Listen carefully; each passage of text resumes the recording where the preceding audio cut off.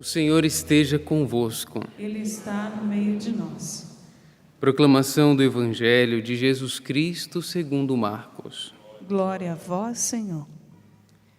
Naquele tempo, Jesus e seus discípulos atravessaram a Galiléia.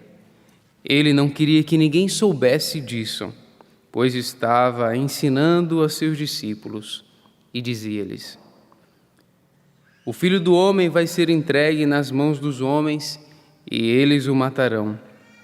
Mas 3 dias após sua morte, ele ressuscitará. Os discípulos, porém, não compreendiam estas palavras e tinham medo de perguntar. Eles chegaram a Cafarnaum. Estando em casa, Jesus perguntou-lhes: O que discutíeis pelo caminho? Eles responderam. Eles, porém, ficaram calados, pois pelo caminho tinham discutido quem era o maior. Jesus sentou-se, chamou os 12 e lhes disse: Se alguém quiser ser o primeiro, que seja o último de todos, e aquele que serve a todos. Em seguida pegou uma criança, colocou-a no meio deles e, abraçando-a, disse: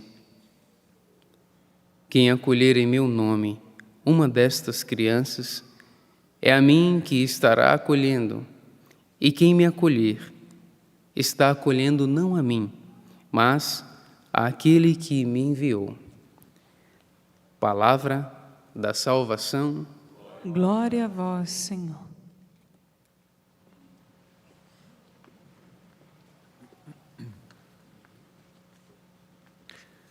Caríssimos irmãos e irmãs, nós estamos, durante a semana, ouvindo o Evangelho de São Marcos.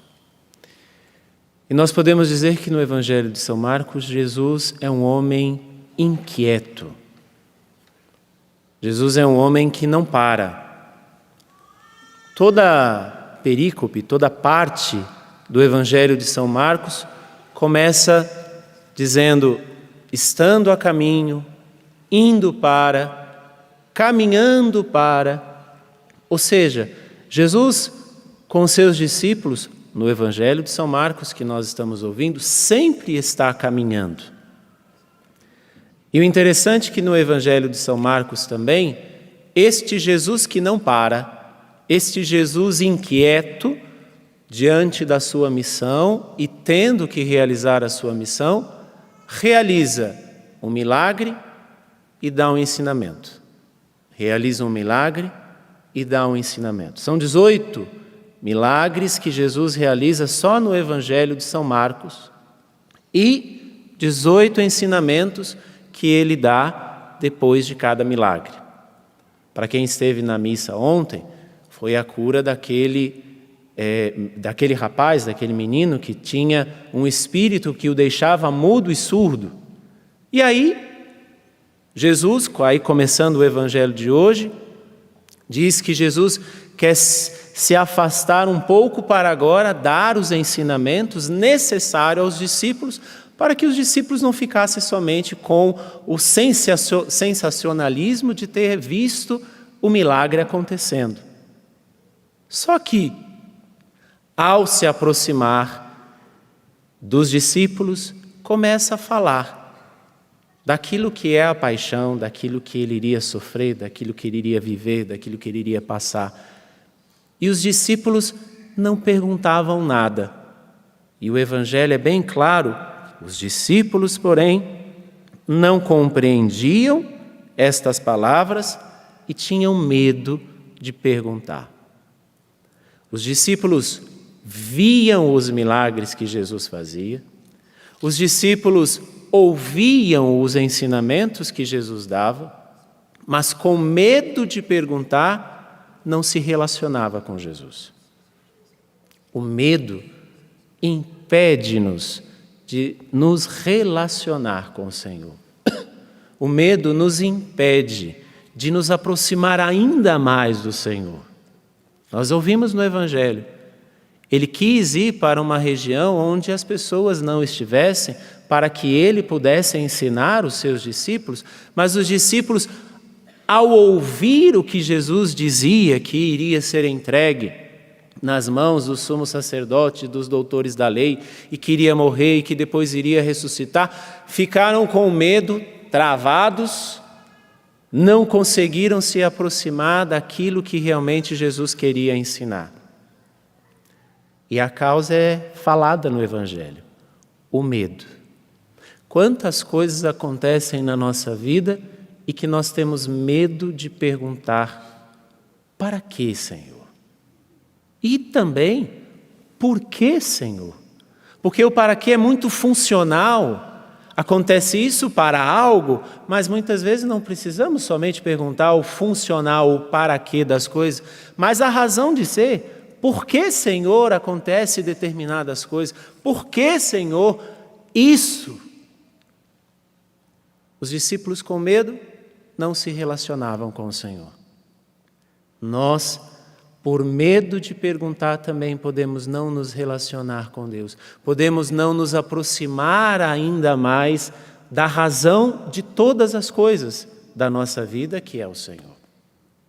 E aí, continua Jesus dando o ensinamento, porque Jesus sabia que eles estavam discutindo coisas que não eram muito boas, e aí ele faz uma pergunta: o que vocês discutiam no meio do caminho?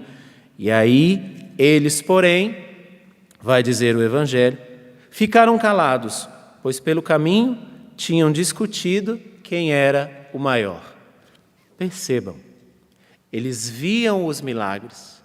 Depois que viam os milagres, Jesus chamava eles de canto para ensiná-los, e ensiná-los o que era a verdade, mas porque eles tinham medo, o medo impede a relação, e a falta de relação impede o conhecimento. Por isso que eles discutiam quem era o maior. A relação, a falta deste relacionamento, porque eles tinham medo de perguntar a Jesus, o medo impede a relação e a falta de relação impede o conhecimento, por isso que eles estavam na ignorância. Por isso que eles estavam discutindo coisas fúteis.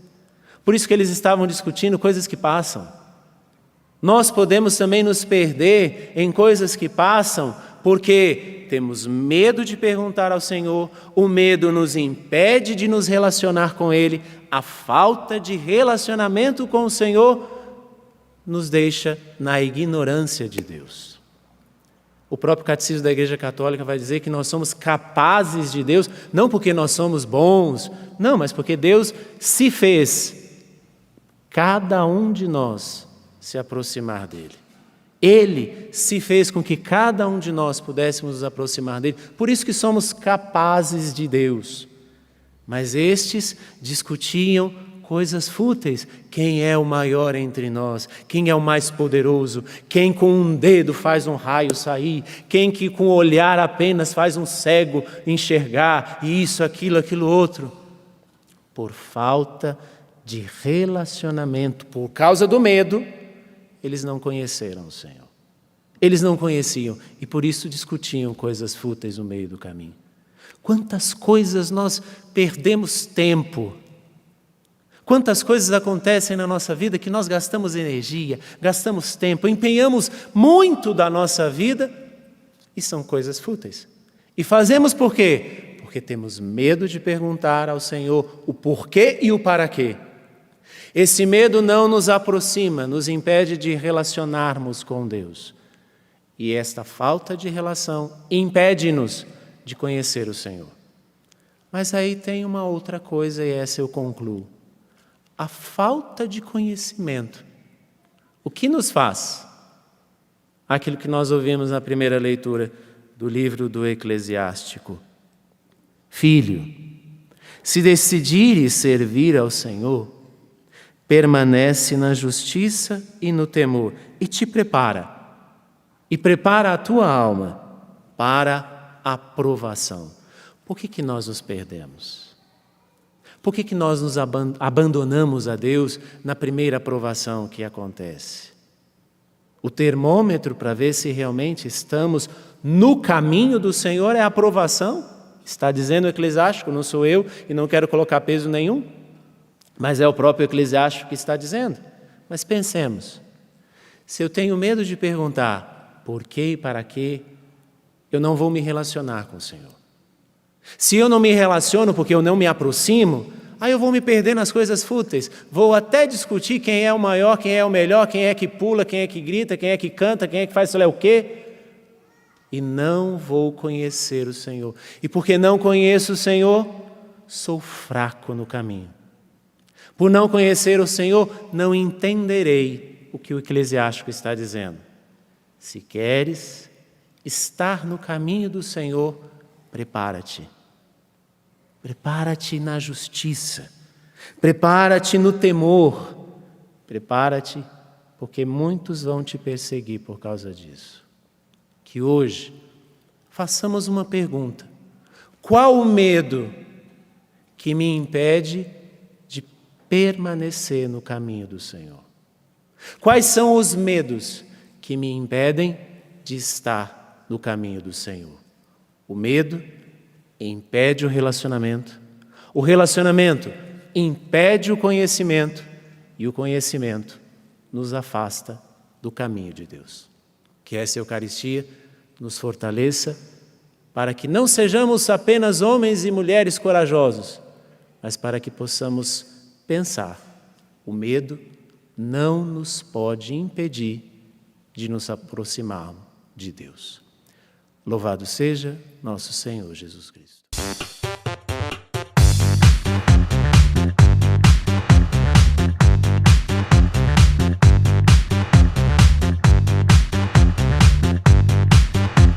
CançãoNovaPlay.com. Assine já!